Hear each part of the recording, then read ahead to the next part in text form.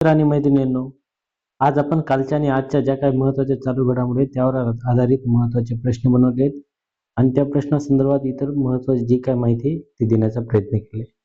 जर आपण नवीन असाल आणि आमच्या चॅनलला जर सबस्क्राईब केलं नसेल तर सबस्क्राईब करून घ्या आणि व्हिडिओ आवडला तर आपल्या मित्रांना देखील शेअर करा. माहिती महत्त्वाची आहे, प्रश्न पण महत्त्वाचे आहेत, त्यामुळे शेवटपर्यंत व्हिडिओ बघा. तर आता मग प्रश्न सुरू करूया. बघा, पहिला प्रश्न, देवेंद्र फडणवीस महाराष्ट्रातील सर्वाधिक कार्यकाळ असलेले कितवे मुख्यमंत्री बनले आहेत?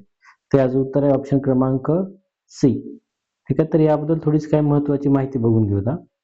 बघा, महाराष्ट्रात सर्वाधिक कार्यकाळ हा मुख्यमंत्री म्हणून घोषवण्याचा विक्रम हा वसंतराव नाईक यांच्या नावावर आहे. त्यांनी सलग 11 वर्ष, सुमारे 12 वर्षे किंवा 4096 दिवस म्हणजे 1963 ते 1975 या काळामध्ये मुख्यमंत्री पद हे सांभाळले. त्यानंतर बघा, महाराष्ट्राच्या मुख्यमंत्र्याच्या कार्यकाळाची सविस्तर माहिती बघू. पहिले बघा, वसंतराव नाईक यांचा सर्वाधिक कार्यकाळ, त्यानंतर 2 नंबरला आहेत विलासराव देशमुख, यांचे दिवस आहेत ते 2686 दिवस आहेत. त्यानंतर देवेंद्र फडणवीस आणि 4थ्या क्रमांकावर आहेत शरद पवार. ठीक आहे, तर अजून थोडीशी माहिती बघून घेऊत आपण. बघा, मुख्यमंत्री पदासंदर्भात जी काही महत्वाची कलमे आहेत त्यावर बघा, भारतीय राज्यघटनेत मुख्यमंत्र्याशी संबंधित मुख्य तरतुदी जे काही कलम आहे ते 164 आणि कलम 167 मध्ये दिलेले आहेत. हे जे 2 कलम आहेत ते महत्वाचे लक्षात ठेवा. त्यानंतर कलम 164 नुसार राज्याच्या राज्यपालाद्वारे मुख्यमंत्र्याची नियुक्ती केली जाते. तसेच कलम 167 मुख्यमंत्र्याच्या कर्तव्याशी संबंधित आहे. थोडीशी अजून माहिती बघा. जे काय समजा, हे झालं महाराष्ट्र संदर्भात, आणि जर देशाच्या संदर्भात जर विचार केला तर भारतात सर्वाधिक काळ मुख्यमंत्री पद घोषवण्याचा विक्रम हा सिक्कीमचे माजी जे मुख्यमंत्री आहेत पवन कुमार चामलिंग यांच्या नावावर आहे. त्यांनी सलग 24 वर्ष आणि 165 दिवस 24 वर्षे 165 दिवस म्हणजे 12 डिसेंबर 1994 पासून 2019 पर्यंत मुख्यमंत्री म्हणून पद भूषवले. ठीक आहे, आणि हे महाराष्ट्राच्या संदर्भात आपण माहिती बघून घेतलेली आहे. जे काही महाराष्ट्राचे मुख्यमंत्री सर्वाधिक कार्यकाळ मुख्यमंत्री राहण्याचा जो विक्रम आहे तो वसंतराव नाईक यांच्या नावावर आहे. त्यांनी तब्बल 11 वर्षे 78 दिवस जवळपास पद भूषवले. पुढचा प्रश्न बघून घेऊ. बघा, प्रश्न क्रमांक 2, लिएंडर पेस यांचे ब्रँड अँबॅसेडर म्हणून नियुक्ती कोणत्या संघटनेने केली आहे? तर याचे जे उत्तर आहे ते आशियाई टेनिस महासंघ. ठीक आहे, याबद्दल थोडीशी माहिती बघून घेऊ. लक्ष द्या, जे लिएंडर एड्रियन पेस यांचं जे पूर्ण नाव आहे ते एक भारतीय टेनिसपटू आहेत. आजवर पुरुष दुहेरीमध्ये त्यांनी 8 तर मिश्र दुहेरीमध्ये एकूण 10 ग्रँड स्लॅम स्पर्धांची अजिंक्यपद मिळवलेली आहे आणि असे मिळवणारा हा जगातील सर्वोत्तम दुहेरी टेनिस खेळाडूपैकी एक मानला जातो.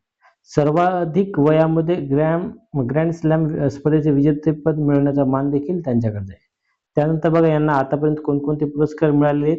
भारतामधील समजा 1996 ते 1997 मध्ये राजीव गांधी खेलरत्न पुरस्कार मिळाला. त्यानंतर 1990 मध्ये अर्जुन पुरस्कार, 2001 साली पद्मश्री. ठीक आहे, असे महत्वपूर्ण त्यांना पुरस्कार मिळाले. आता आशियाई टेनिस महासंघ याबद्दल माहिती बघून घेता.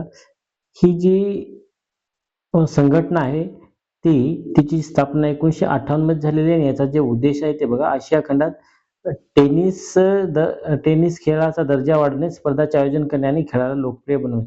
याचे मे 2024 पर्यंत एकूण 45 देशाचे राष्ट्रीय संघ याचे सदस्य आणि याचं जे मुख्यालय आहे ते नवी दिल्ली येथे. ठीक आहे, समोरचा प्रश्न बघून घेऊ. प्रश्न क्रमांक 3, बघा, दिल्लीतील नवनियुक्त सार्वजनिक ग्रंथालयाला कोणत्या भारतीय व्यक्तिमत्वाचे नाव देण्यात आले? याचं जे उत्तर आहे ऑप्शन क्रमांक सी, जयप्रकाश नारायण. यांच्याबद्दल थोडीशी माहिती बघून घेऊ. लक्ष द्या, जयप्रकाश नारायण यांचा जन्म 11 ऑक्टोबर 1902 मध्ये आणि मृत्यू हा 8 ऑक्टोबर 1979 मध्ये झाला होता. हे स्वातंत्र्य सैनिक, समाजवादी पुढारी आणि सर्वोदय चळवळीचे प्रमुख नेते होते. भारतीय जनसंघाच्या संस्थापक सदस्यांपैकी एक होते. ठीक आहे, पुढचा प्रश्न बघून घेऊ. प्रश्न क्रमांक 4, इंटरनॅशनल स्पेस स्टेशन, त्यालाच आपण ISS म्हणतो, यावर जाण्यासाठी कोणत्या भारतीय वंशाच्या अंतराळवीराची निवड करण्यात आली? याचं उत्तर आहे अनिल मेनन. यांच्याबद्दल थोडीशी माहिती बघून घेऊ. बघा, या अंतराळ मोहिमेचा जे काय समजा प्रमुख जे वैशिष्ट्य आहेत ते बघा, लक्ष द्या. डॉक्टर मेनन यांनी 14 जुलै 2026 रोजी उड्डाण केले आणि 15 जुलै 2026 रोजी ISS वर पोहोचले होते. त्यांची ही तब्बल 8 महिन्याची मोहीम आहे. ठीक आहे. या मोहिमेदरम्यान बघा, या मोहिमेदरम्यान अंतराळातील मानवी आरोग्य आणि मायक्रो ग्रॅव्हिटीवर वैज्ञानिक संशोधन करणार आहे. ठीक आहे. नंतर बघा, हे जे मेनन आहेत समजा, त्यांच्याबद्दल हे मूळचे केरळचे आहेत. तर भारतीय वंशाचे असून त्याचा जन्म अमेरिकेत झाला आहे. ते नासाचे पहिले मल्याळी वंशाचे अंतराळवीर आहेत. यापूर्वी ते SpaceX चे फ्लाइट सर्जन म्हणून देखील कार्यरत होते. नंतर बघा, हे लक्ष द्या, इंटरनॅशनल स्पेस स्टेशनवर जाण्यासाठी भारतीय वंशाचे नासा अंतराळवीर डॉक्टर अनिल मेनन यांची निवड करण्यात आली. त्यांनी रशियाच्या सोयूज अंतराळयानातून अंतराळात यशस्वी झेप घेतली. याशिवाय भारताच्या गगनयान मोहिमेअंतर्गत इस्रो आणि नासाच्या सहकार्याने भारताचे ग्रुप कॅप्टन शुभांशु शुक्ला हे देखील ॲक्शिओम मिशन 4 द्वारे अंतराळ स्थानकात जात आहेत. ठीक आहे. समोरचे प्रश्न बघा, प्रश्न क्रमांक 5. लॉर्ड्स ऑनर्स बोर्ड मध्ये समाविष्ट होणारी पहिली भारतीय क्रिकेटपटू कोण ठरली? याचे उत्तर आहे क्रांती गौड. यांच्याबद्दल थोडीशी माहिती बघून घेऊ. बघा, हे जे काही सामना झाला होता, पूर्ण माहिती बघू आपण. लक्ष द्या.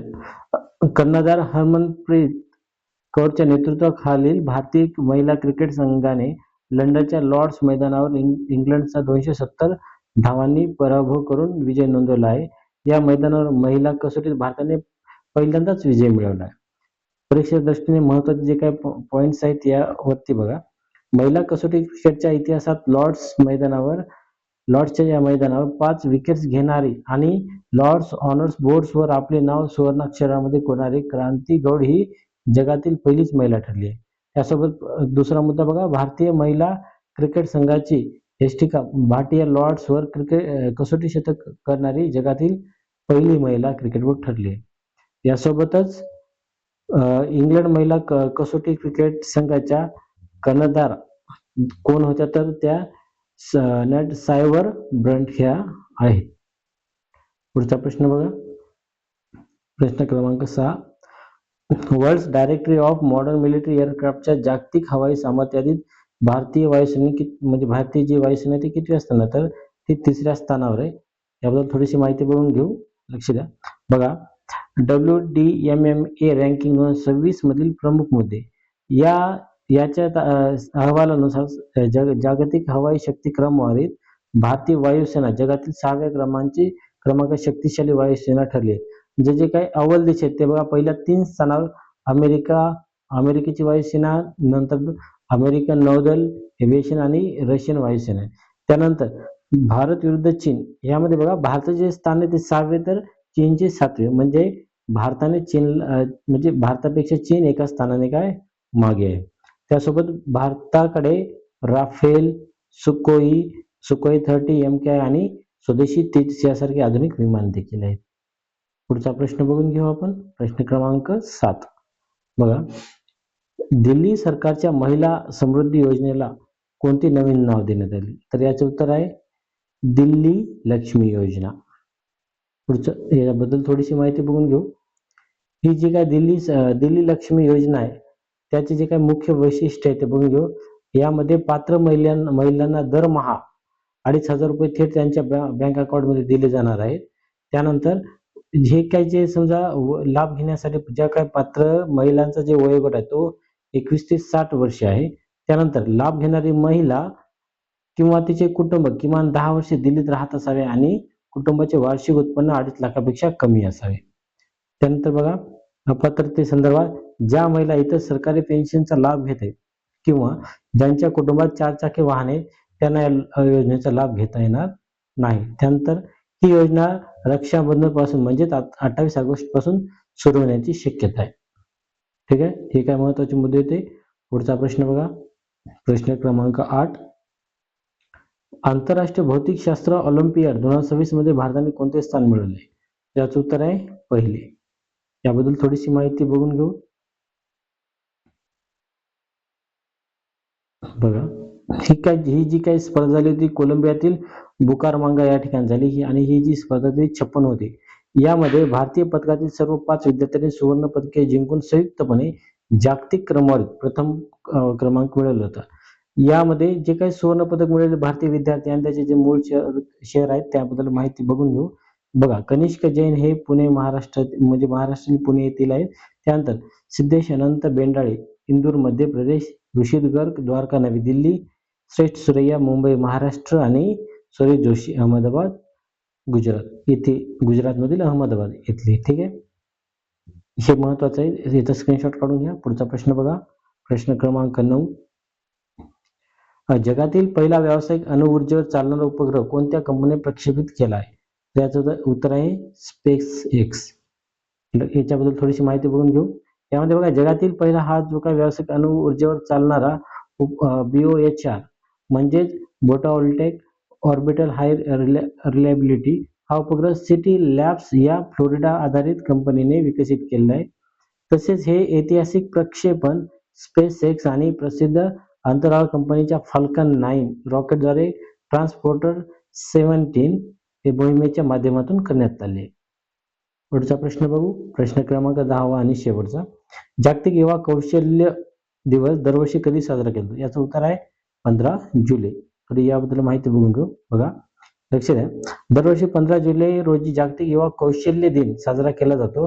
तरुणांना रोजगार, सन्मानजनक काम आणि उद्योजकतेसाठी आवश्यक कौशल्यांनी सुसज्ज करणे हा या दिवसामागचा मुख्य उद्देश आहे.